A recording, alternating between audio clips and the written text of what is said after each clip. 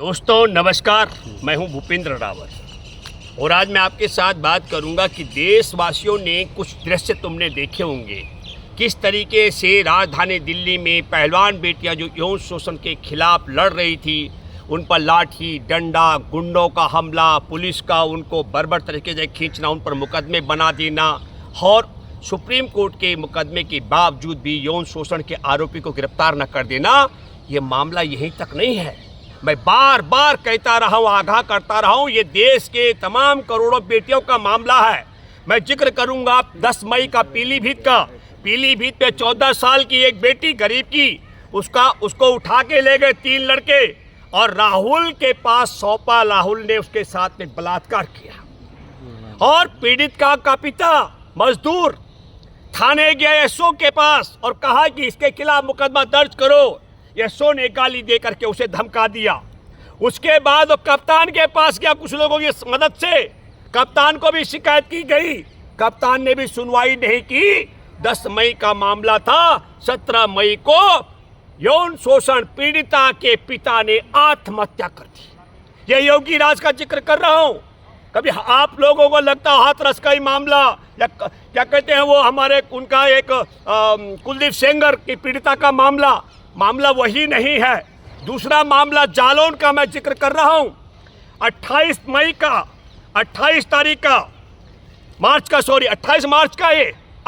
मार्च को एक लड़की के साथ में बलात्कार हुआ और जब उस लड़की के मासिक धर्म आना बंद हो गया तो जांच कराई गई और जांच में निकला कि वह गर्भवती है।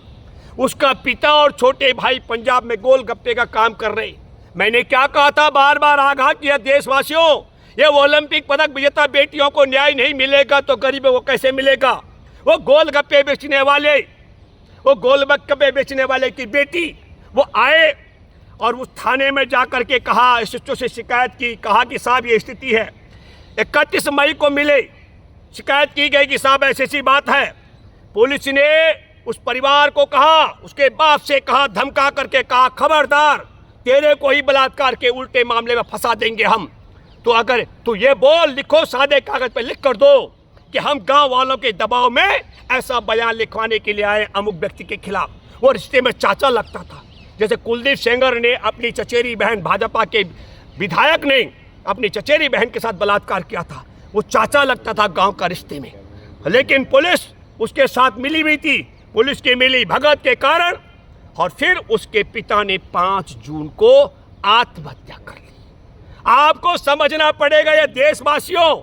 मैं बार बार और मेरे जैसे तमाम दोस्त कहते रहे कि उठ खड़े हो जाओ।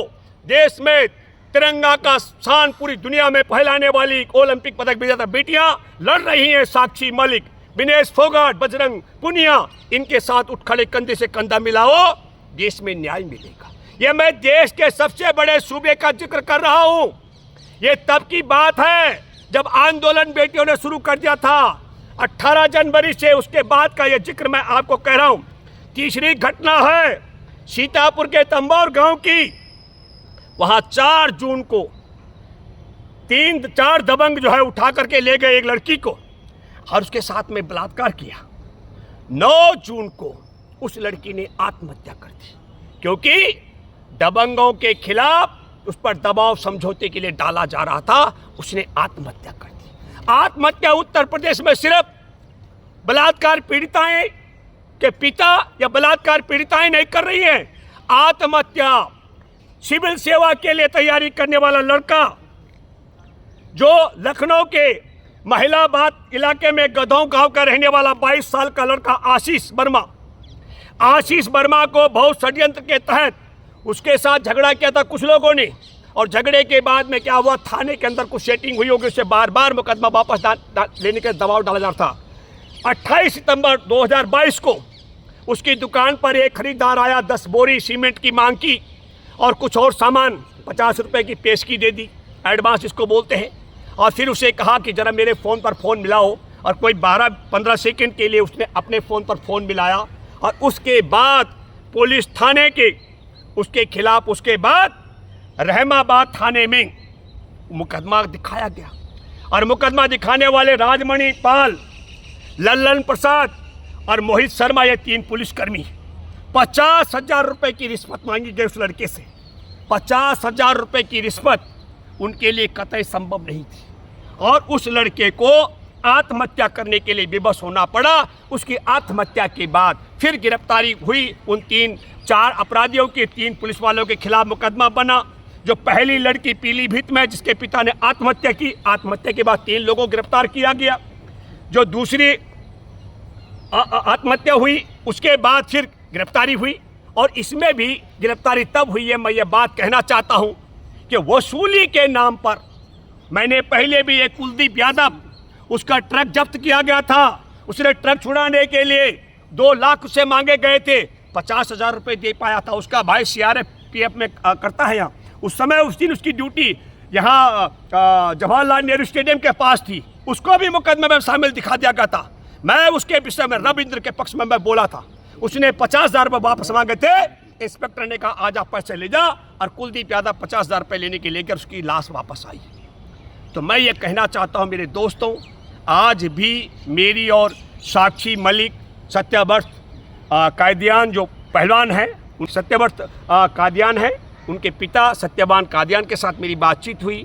आज पहलवानों को सफाई देने के लिए विवश होना पड़ रहा है। मैंने बार बार कहा वो खिलाड़ी हैं, उनको आंदोलन और देश की चालाकी नहीं आती है। मैंने उन्हें समझाया था लेकिन वो नहीं समझ पाए, मतलब क्योंकि उनको समझाने वालों की बहुत बड़ी कतार थी।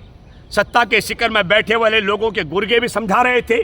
मैंने कहा था कि संसार के सबसे शातिर गिरोह के साथ तुम्हारा झगड़ा है, सबसे शातिर गिरोह के खिलाफ लड़ रहे हो, जो बता देता है कि बुलबुल के ऊपर भी सावरकर यात्रा करता था, जहाज की तरह घूमता था। अब बताओ 50 ग्राम का बुलबुल भी नहीं होगा, उसके ऊपर इतना बड़ा सावरकर यात्रा करता था। जो ऐसा समझाने में कामयाब रहते हो, जो देश की सारी संपत्तियां अदानी जैसे, अंबानी जैसे को बिकवा करके देश में उसके लाभ गिनवा रहे हो, जो देश की ओलंपिक पदक विजेता बेटियों को न्याय देने से कतरा रहे हो और ब्रजभूषण शरण सिंह को बचवा रहे हो, ऐसे साथीरों के साथ में जो लड़ाई है, उन साथीरों का आप लोगों को मैं आपसे फिर अपील करता हूं। ये मैंने चंद उदाहरण उत्तर प्रदेश में बलात्कार पीड़िता और उनके परिवार के लोगों की आत्महत्या का आपको सुनाया।